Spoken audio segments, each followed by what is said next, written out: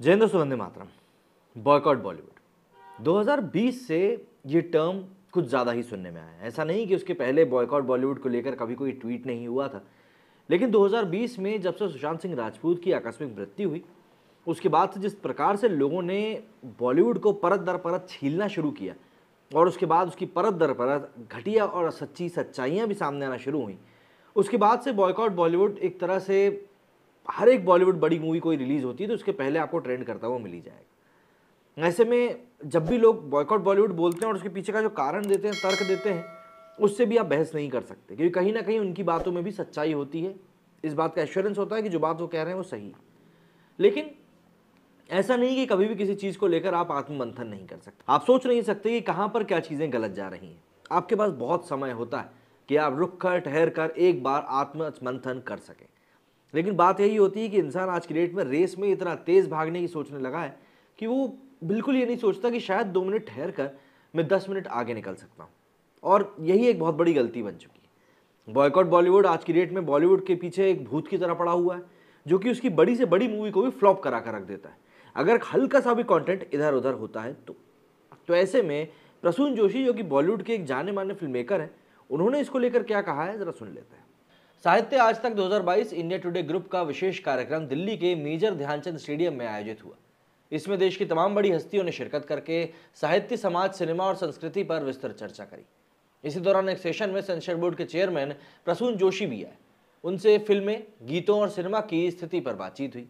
इस दौरान आज तक के सलाहकार संपादक सुधीर चौधरी ने उनसे पूछा कि आजकल बॉलीवुड की फिल्में क्यों नहीं चल रही हैं? क्या अचानक से कमी आ गई? क्या क्रिएटिविटी की धारा सूख गई? आखिर बॉलीवुड बॉयकॉट की वजह क्या है? इस पर गीतकार प्रसून जोशी ने बहुत बेबाकी से हिंदी फिल्म इंडस्ट्री की दुर्दशा और बॉलीवुड बॉयकॉट की वजहों पर प्रकाश डालते हुए कहा, फिल्म इंडस्ट्री अपनी जड़ों से दूर हो चुकी है, अपने को एक बबल में सीमित कर लिया है, जिसकी वजह से आम आदमी से दूरियां बढ़ चुकी हैं। प्रसून जोशी ने कहा कि बॉलीवुड को आत्ममंथन की आवश्यकता है। मैंने पहले भी कहा है कि शुरुआत में जब फिल्में बनना शुरू हुई थी तब उनके पास एडवांटेज था, उनको बहुत ऑथेंटिक स्टोरी मिल रही थी। लेकिन सवाल यह है कि वो कहाँ से आ रही थी? या तो वो साहित्य से आ रही थी, प्रेमचंद जैसे लोगों की कहानियाँ थी, शरद चंद्र चट्टोपाध्याय और रविंद्रनाथ टैगोर जैसे लोगों की लिखी कहानियाँ थी, या फिर मैथोलॉजिकल स्टोरीज थी। कहीं ना कहीं हमारी संस्कृति से, हमारी जड़ों से जुड़ी कहानियाँ आपके सामने रॉ मटेरियल के रूप में मौजूद थीं। लेकिन जैसे जैसे समय बीतता चला गया, हिंदी फिल्म इंडस्ट्री आत्मश्लाघ का शिकार हो गई। इस तरह से एक बबल सीमित हो गया। जब तक आप जड़ों से नहीं जुड़ेंगे तब तक कहानियों को आप दर्शकों के सामने सच्चाई से नहीं रख पाएंगे, जो कि आम आदमी से जुड़ी हुई भी हों। फिल्में वो लोग बना रहे हैं जो खुद अपनी जड़ों से जुड़े हुए नहीं। उन्होंने आगे कहा, जैसा कि मुंबई में बैठा एक फिल्मकार किसान को अपनी फिल्में दिखाता है, जबकि उसने अपनी ज़िंदगी में कभी किसान को देखा ही नहीं।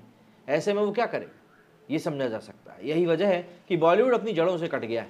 जड़ों से कटे पेड़ नहीं होते, वो गुब्बारे होते हैं, हवा भर कर, फूल कर, कुप्पा। पर यथार्थ के पिन और रबड़ चिथड़ा चिथड़ा पेड़ होने के लिए बीज का होना जरूरी है। उर्वरक धरती आवश्यक है, वर्षा आवश्यक है, गुब्बारे हवाओं में तितर बितर हो जाते हैं। पेड़ एक साधना है, गुब्बारे कामना है। पेड़ों को ठहरना होता है, धागे से उंगली में बंद कर रहना नहीं आता गुब्बारों को। बॉलीवुड को अगर जीवित जड़ों से उगना है तो उनको समझना पड़ेगा कि आने वाले समय में उनको विक्टिम माइंडसेट से बाहर निकलने की भी ज़रूरत है। बॉलीवुड के एक निश्चित माइंडसेट पर प्रकाश डालते हुए प्रसून जोशी ने कहा कि पहले कुछ लोगों के हाथ में माइक था, आज कोई भी व्यक्ति कुछ भी कह सकता है। आपको लगता है कोई मेरे खिलाफ कुछ कर रहा है? ऐसा नहीं। सोच बदलने की ज़रूरत है। इस युग में आलोचना और विरोधाभास को समझने और उससे सीखकर आगे बढ़ना ज़रूरी। हमारे पास प्रतिभाओं की कमी नहीं, हमें एक माइंडसेट से निकलने की ज़रूरत है। मुझे लगता है कि वो प्रक्रिया अब शुरू भी हो चुकी है और हम आगे उज्जवल भविष्य देखेंगे। फिल्म रिलीज से पहले बॉयकॉट बॉलीवुड शुरू हो जाता है। ऐसे में कई सितारे विक्टिम कार्ड खेलने लगते हैं। इस ट्रेंड को कैसे देखते हैं? इस पर प्रसून जोशी ने कहा कि एक स्वाभाविक सी प्रक्रिया है। विचार आपस में टकराते हैं और अगर वो सहजता से हो रहा है तो विचार मंथन के लिए वो ज़रूरी भी। इस तरह से विचार सामने और हम विवेक से निर्णय ले पाएँ कि हमको आखिर जाना कहाँ है। बॉलीवुड के क्रेडिबिलिटी के सवाल पर उन्होंने कहा कि देखिए, फिल्मों का रोल बहुत फ़र्क देता है। फिल्म देखने के लिए पहले शुक्रवार का लोग इंतज़ार करते थे। लोगों के पास ऑप्शन बहुत कम थे। पहले माँ फ़ोन करती थी कि घर जल्दी आ रहे हो, छोले बने हैं। लोग उत्साह से घर जाकर खाना पसंद करते थे। लेकिन आज क्या, घर जाने से पहले लोग इतने स्नैक्स खा चुके होते हैं कि बदहज़मी का शिकार हो जाते हैं। यही हाल आज एंटरटेनमेंट के साथ भी हो रहा है। पहले की तरह फिल्म आज भी शुक्रवार को ही आ रही है, लेकिन उसे देखने वाला पहले से ही पेट भरकर बैठा है। इसलिए उसे फिल्म देखने के दौरान ज़रा भी खराब लगती है तो वो सिनेमाघर से बाहर आ जाता है। आज चीज़ें बहुत ज़्यादा बदल चुकी हैं, इसमें कोई दो राय नहीं है कि प्रसून जोशी की हर बात में दम है। बॉलीवुड को कन्नड़ फिल्म इंडस्ट्री से सीख लेते हुए फिल्म निर्माण से ब्रेक लेकर आत्ममंथन करने की बहुत ज़्यादा ज़रूरत है, क्योंकि अगर आप आत्ममंथन करके आगे नहीं बढ़ेंगे तो कहीं ना कहीं आप कुछ समय बाद ही सही लेकिन खुद से सवाल ज़रूर पूछेंगे कि यार आखिर गलती कहाँ हो गई। मेरे इस वीडियो में फिलहाल इतना ही। यदि आप लोगों के मन में कोई बात है तो कमेंट करके ज़रूर बताएं। जय हिंद, जय भारत।